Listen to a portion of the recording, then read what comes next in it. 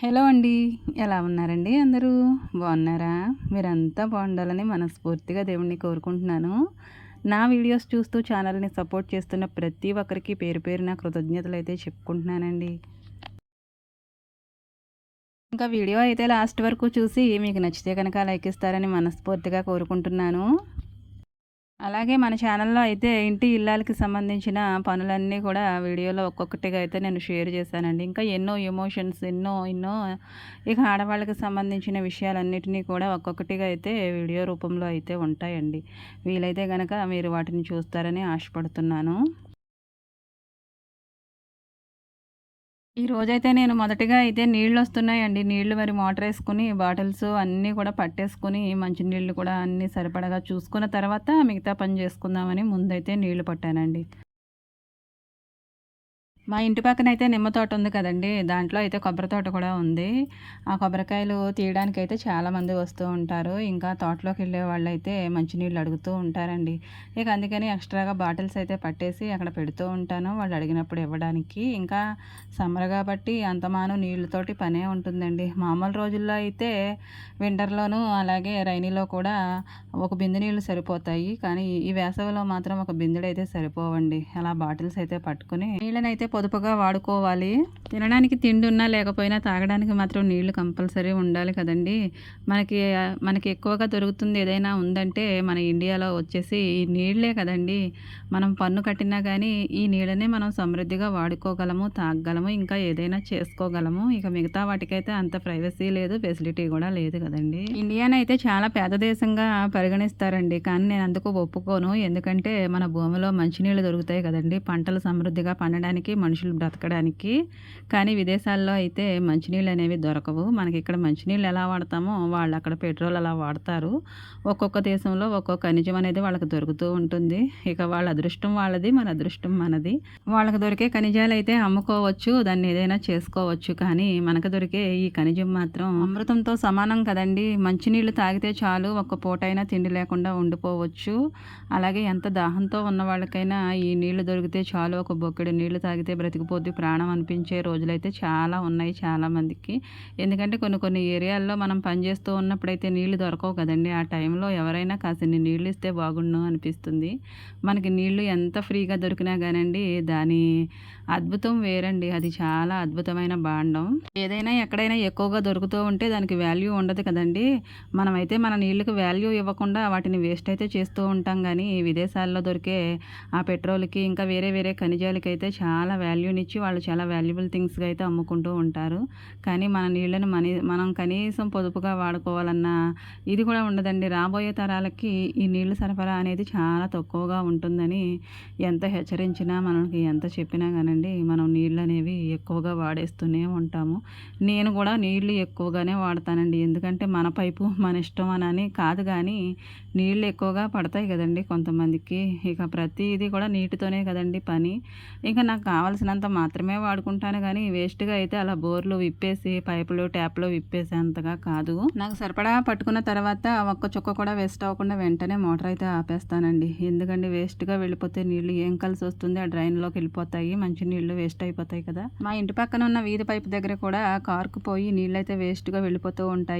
ఇక మాకు అయినంతలో అయితే దానికి ఒక కట్టు కట్టేసి నీళ్ళు బయటకు పోకుండా చూస్తామండి. అలా ఊడిపోయినప్పుడల్లా దానికి అలా కడుతూనే ఉంటాము. ట్యాప్‌లో ఎన్ని సార్లు వేసినా పీకేస్తూనే ఉంటారు.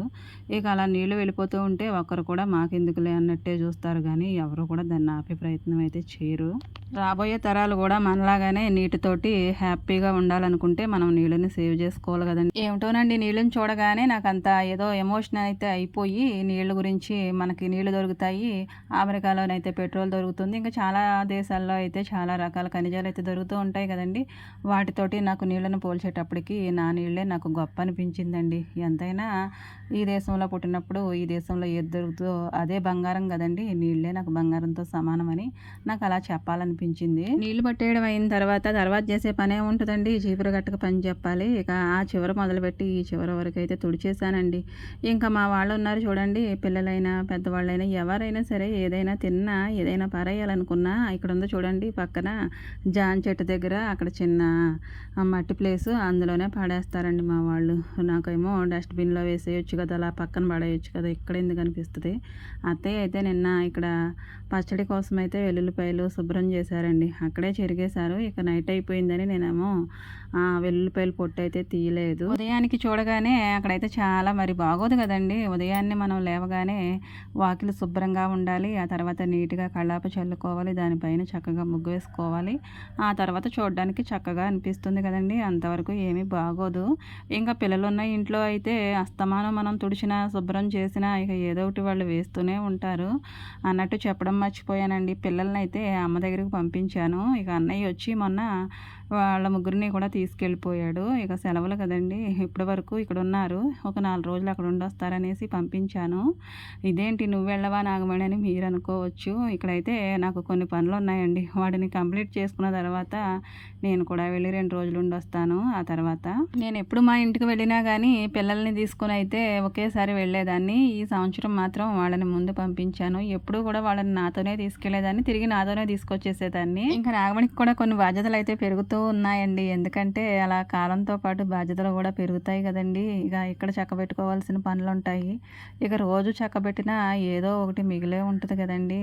అవన్నీ చూసుకునేసరికి అయితే ఇంకెక్కడ టైం ఉంటుంది, ఉండదు. కానీ ఏదో ఒక విధంగా చక్కబెట్టుకుని అయితే వెళ్ళొస్తానండి. తర్వాత మనిషి జీవితంలో 365 రోజులు ఉంటాయండి సంవత్సరానికి. ఆ 365 రోజులు కూడా ప్రతిరోజు, ప్రతి నిమిషం, ప్రతి గంట ఏదో ఒక పని ఉంటూనే ఉంటుందండి. ఎన్నో బాధ్యతలు ఉంటాయండి. వయసు పెరిగే కొద్దీ కూడా మనకి బాధ్యతలు అనేవి పెరుగుతూ ఉంటాయి. కాలంతో పాటే కాదు, మన వయసుతో పాటు మనకి ఇంట్లో కొన్ని బాధ్యతలు, బరువులు, బంధాలు ఇవి ఎక్కువగానే ఉంటాయి కదండి. ఇక వీటన్నిటినీ కూడా సర్దుకుని వాటిలోని మనం ఒదిగిపోయి అలాగే మనం చేయవలసిందల్లా మనం చేసుకుని అంతా చక్కబెట్టుకున్న తర్వాత నాకైతే మనసు సాటిస్ఫై అయిన తర్వాతే నేను వెళ్తానండి. లేదంటే నాకు వెళ్ళబుద్ధి కాదు. నాకంటూ కొన్ని ఉంటాయి. ఇక అవి పర్వాలేదు అనుకుంటేనే వెళ్ళాలనిపిస్తుంది. ఇక ఎప్పుడు వెళ్ళినా కానీ అంతేనండి. నేను వెళ్ళాలనుకున్న రోజే వెళ్తాను కానీ నాకు ముందు వెళ్తే మనసు ఏమీ అంతగా బాగున్నట్టు అనిపించదు. తిరిగి వచ్చేటప్పుడు కూడా అంతేనండి. నేను అనుకున్న రోజునే నేను వచ్చేస్తాను కానీ నాకు ముందు వెళ్ళాలని లేదంటే 2 రోజులు ఆగి వెళ్ళాలని అయితే ఉండదండి. కంపల్సరీ ఈ రోజున వెళ్ళిపోవాలనుకుంటే వెళ్ళిపోతాను. ఇక అక్కడైనా అంతే, ఇక్కడైనా అంతే. ఒక్కోసారి అయితే జీవితం మీదే కోపం వస్తూ ఉంటుందండి. ఎందుకు వచ్చింది జీవితం అనిపిస్తుంది. ఎందుకంటారా, ఎక్కడో పుట్టి పెరిగాం కదండి. అక్కడ మానేసి మన బాధ్యతలన్నీ ఇక్కడే ఉంటాయి ఎందుకో, దేవుడు ఇక్కడే రాసి పెట్టేశాడు ఎందుకో. అమ్మ వాళ్ళ దగ్గర ఎలాంటి బాధ్యత ఉండదంటారా మనకి? ఉంటుంది. కానీ ఆ బాధ్యతలు చాలా చాలా అమూల్యమైనవైనా కానీ వాటినేమో మనం అక్కడే విడిచేసి ఎంత మనకి ఎలా ఉన్నా కానీ ప్రాణం అయితే ఇక్కడికే వచ్చేస్తాము. ఆడపిల్ల పుట్టికే ఆ విధంగా ఉంటుందండి. ఇక ఆడపిల్ల జీవితం గురించి ఆలోచిస్తే ఒక్కొక్కసారి బుర్ర అయితే పనిచేయదండి. ఎందుకు వచ్చిన జీవితమో అనిపిస్తుంది. ఎందుకంటే 2 ఆడపిల్లల్ని నేను కూడా కన్నాను కదండి. ఇలానే ఇక తరతరాలు వెళ్ళిపోవలసిందే. ఇక అమ్మ, అమ్మమ్మ, మనము, మన పిల్లలు, ఇలా తర్వాత వాళ్ళ పిల్లలు ఇలా ఇక్కడ పుడతారు, ఇక్కడ పెరుగుతారు, మరలా ఎక్కడికో వెళ్ళి వాళ్ళ బాధ్యతలు అయితే నిర్వర్తించాలి కదండి. ఇక జీవితం ఈ విధంగా సాగిపోతూ ఉంది. దేవుడు ఆ విధంగా రాసిపెట్టి ఉంచేశాడు అనమాట. అసలు మన జీవితం గురించి మనకంటూ ఒక అవగాహన ఉండదండి. అసలు మనమేంటి, మనం చేసే పని ఏమిటి, మన గురించి మనకి ఏదైనా ఎప్పుడైనా ఆలోచించుకున్నామంటారా? మన కోసం మనం ఏమైనా చేసుకోగలమంటారా? మన కోసం మనం అంటూ ఏమీ చేసుకోమండి. అంతా కుటుంబం కోసమే చేస్తాం, అంతా పిల్లల కోసమే చేస్తాం, ఇంకా భర్త కోసమే చేస్తాం తప్ప మన కోసం అంటూ మనం ఒక్క నిమిషం కూడా ఆలోచించుకోము. అందరూ తినేదే తింటాము, అందరూ తాగేదే తాగుతాము. మనకంటూ స్పెషల్గా ఏదైనా వండుకుంటామా, దానికి టైం ఇస్తామా? మనం అసలు ఇంట్లో పనులకే టైం సరిపోదు. ఇక మన కోసం మనమేం టైం చూసుకుంటామండి. మన కోసం మనం పక్కన ఉంచితే అసలు ఒక్కొక్కసారి అయితే ఒంట్లో అసలు ఎంత మాత్రం ఓపిక ఉండదండి. పని చేయడానికే అసలు ఏ మాత్రం కూడా చేయాలనిపించదు. ఓపిక నశించిపోతుంది ఒక్కొక్కసారి. ప్రాణం అన్నాక ప్రతిరోజు ఒకే విధంగా ఉండదు కదండి. ఒక్కోసారి చేసుకోలేని పరిస్థితి ఉంటుంది. అయినా కానీ తప్పదు కదండి. ఒంట్లో ఓపిక ఉన్నా లేకపోయినా ఓపిక తెచ్చుకుని మరీ పని చేసుకోవాలి. ఇక ఒక్కొక్కసారి అయితే అలా అయిపోతుంది. నిన్నేమో పచ్చడి పట్టుకున్నామండి మేమైతే, అత్తయ్య, వదిన, నేను కలిసి. ఇక తెల్లవారికి ఎలా ఉంటుందంటే ఒళ్ళంతా హోనం భారం అయిపోయింది. లేవాలంటే చాలా కష్టంగా అనిపించిందండి. రోజు రోజుకి ఇంత భారం అయిపోతుందేంటి జీవితం అని అనిపించింది. కానీ ఈ సమ్మర్ వచ్చిందంటే ఈ పనులన్నీ చేసుకోవాలి కదండీ! పచ్చడి పనులు, వడియాల పనులు ఇవన్నీ తప్పవు. కొన్ని రోజులు కష్టపడితే సంవత్సరం అంతా పిల్లలు తింటారన్న ఆశతోటైతే ప్రతి ఇల్లాలు కూడా ఇలా చాలా బరువు, చాలా బాధ్యతతో కూడిన పనులండి. పచ్చళ్ళు పట్టుకోవడం, కారాలు ఆడించుకోవడం, ఈ పనైతే చాలా చాలా కష్టం. ఇక పచ్చడి పట్టుకున్నామండి నిన్న. ఆ వీడియో అయితే తర్వాత పెడతాను. ఈ వీడియో అయితే ఈ రోజుదేనండి. ఒంట్లో అసలు ఎంత మాత్రం కూడా ఒక దమ్మిడి ఓపిక లేదు. అయినా కానీ పనులన్నీ చేసుకున్నాను, నిర్వర్తించాను నా కర్తవ్యాన్ని. కర్తవ్యం అంటే ఏదో చేసేస్తామని ఏం కాదండి. కొండలన్నీ కొట్టి పిండి చేయాలనేమి కాదు. ఇంట్లో ఉన్న పనులు మనం ఎలా చేసుకున్నాం అనేదే మన కర్తవ్యం కదండి. ఇక మన ఇంట్లో వాళ్ళకి వండి పెట్టుకున్నామా లేదా, పనులన్నీ చేసుకున్నామా లేదా, అదే కదండి ఆడవాళ్ళ జీవితం. ఇక నేను వాటిని చేసుకున్నాను. ఓపిక తెచ్చుకొని మరీ చేసుకున్నానండి. ఒంట్లో ఇంత కూడా లేకపోయినా కానీ. వదిన అయితే గ్రేడింగ్లు అయిపోయాయి. ఇక అందుకని మొన్న 2 చెంబులు పట్టింది వడియాలు. ఈరోజు కూడా ఇంకో చెంబుడు అయితే పోసేసిందండి. ఆ పిండి అయితే ఉడికించేసి వాళ్ళ ఇంటికి తీసుకెళ్ళింది, అక్కడ డాబా పైన అయితే పెట్టడానికి. ఇంకా నేనైతే బయట పని అంతా అయిపోయిందండి. ఇక వంట పని ఒకటి మిగిలింది. అంగట్లో అన్నీ ఉన్న అల్లుడి నోట్లో శనుందంటారు తెలుసండి మీకు. అది ఇదేనేమో అనిపిస్తుంది నాకైతే. ఎందుకంటే గ్యాస్ ఉండి కూడా పొలాల పొయ్యి మీద వండుకోవడం అంటే మరి అంతే కదండి.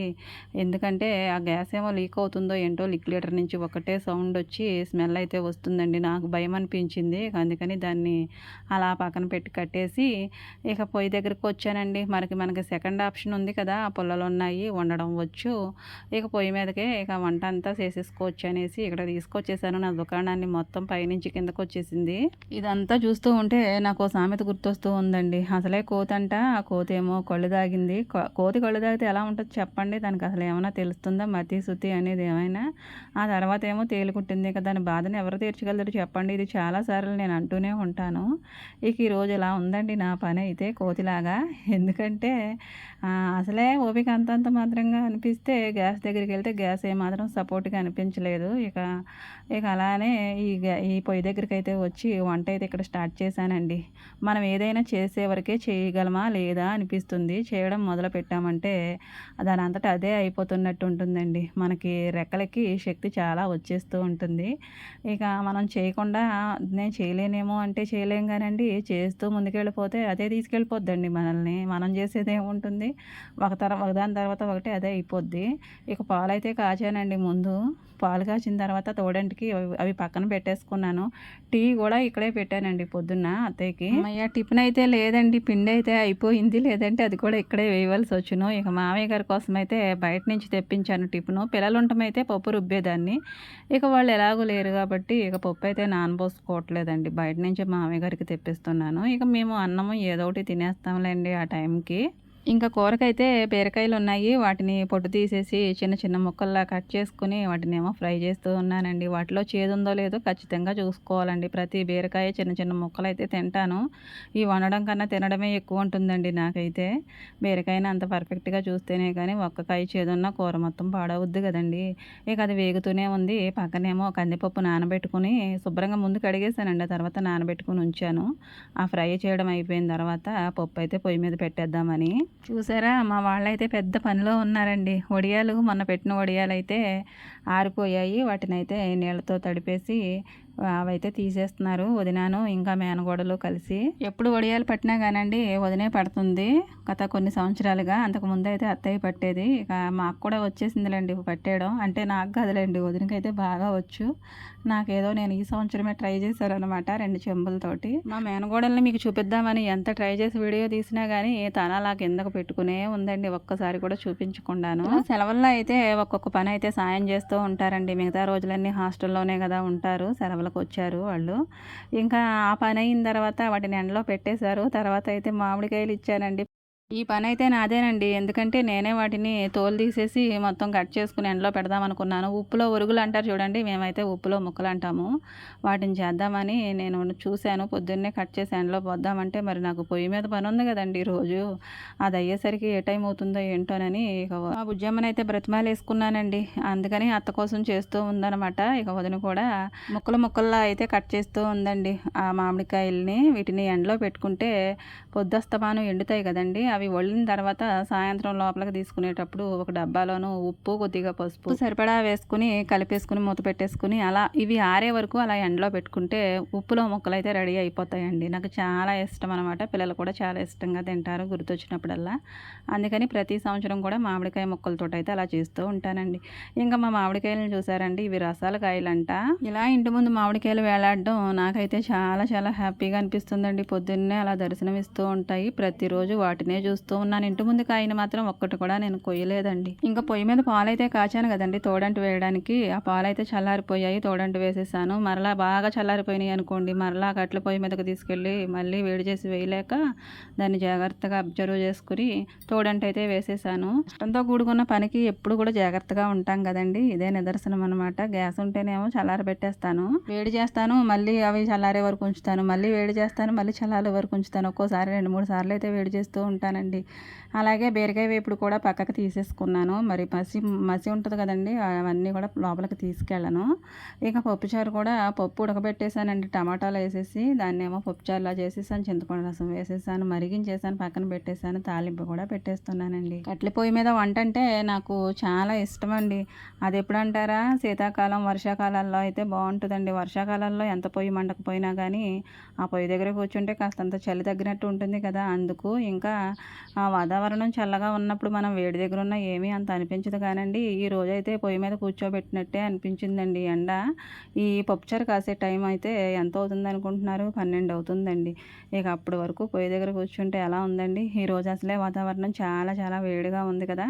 అంత వేడిలో ఈ కట్టెల పొయ్యి నుంచి వచ్చే వేడి భరించుకుంటూ పప్పుచారు అయితే కంప్లీట్ చేశానండి. అంతా బాగుంటే ఎంత ఎలాంటి వాళ్ళైనా చేసేసుకుంటారండి, కానీ ఏమీ బాగోలేని పరిస్థితిలోనే పనులు చేసుకుంటంలోనే ఉంటుంది కదండి అంతో ఎంతో సాటిస్ఫాక్షను.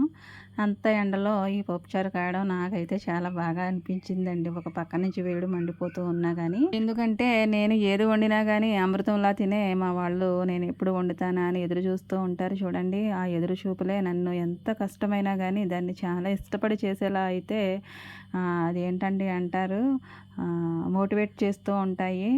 అలాగే మా ఇంట్లో వాళ్ళకి నేను ఏది చేసినా కానీ నచ్చుతుందండి. గ్యాస్ మీద వండితే ఏదో ఒకటి తక్కువైందనే చెప్తూ ఉంటారు కానండి, ఈరోజు పప్పుచారు చాలా పలచగా చేసేసాను, ఎందుకంటే సాయంత్రానికి కూడా ఉంటుందని. ఇంకా పొయ్యి మీద వండడం ఎంత కష్టమో తెలుసు కదండి. ఇక నేను అలా ఎండలో వండేసరికి అయితే మా వాళ్ళకి అది ఎలా ఉన్నా కానీ అమృతంలానే తింటారు, ఏది వండినా కానీ. అలాగని మరి నేను ఏది వండితే అది ఇష్టం లేకపోయినా తింటారని కాదండి. నేను మంచిగానే వండుతాను, వంట బాగానే చేస్తాను. ఒక్కోసారి ఉప్పు తక్కువైనా ఎక్కువైనా అక్కడే వస్తుంది తప్పించి ఇక మిగతాదంతా బాగుంటుంది. నాకు నేనే సర్టిఫికేట్ ఇచ్చేసుకుంటే ఎలా అండి, మా వాళ్ళు చెప్తూ ఉంటారు కాబట్టి నేను మీతో చెప్తున్నాను అనమాట. నాకు వచ్చినట్టో రానట్టో నేనైతే తినే విధంగానే వండుతానండి. ఎవరమైనా తినడానికే కదండి అంత కష్టపడి వండుకునేది, బాగోకుండా వండుకుంటామా ఏంటి చెప్పండి. ఇంకా వంట అయింది, మా వాళ్ళు అయితే తింటూ ఉన్నారండి. ఇక మా వారైతే రాలేదు, ఆయన వచ్చిన తర్వాత నేను కూడా తిందామని ఈ లోపు బట్టలు అయితే నానబెట్టి ఉంచాను కదండి, అవైతే చక్కగా నానిపోయాయి అనమాట. వాటిని సబ్బు పెట్టి అలా దెబ్బలు వేస్తూ ఉంటే చక్కగా వెళ్ళిపోయిందండి మురికంతాను. చాలామంది అయితే బయట పనులన్నీ చేసుకుని ఆ తర్వాత వంట పని చేస్తూ ఉంటారండి, కానీ నేను ముందు బట్టలు ఉతికేసుకోవాలి, గిన్నెలు తోమేసుకున్న తర్వాత అనుకుంటాను. కానీ టిఫిన్ సంగతి ఇంకా వంట సంగతి చూసేసరికి అయితే నాకు ఒక్కోసారి అయితే 11:30, 11, 12 అలా అయిపోతుందండి. ఈ బట్టలు ఉతికే పనే నేను వెనకాల చేస్తూ ఉంటాను, ఎందుకంటే వంట ముందు చేసుకోవాలి కదండి, టైంకి తినాలి కదా.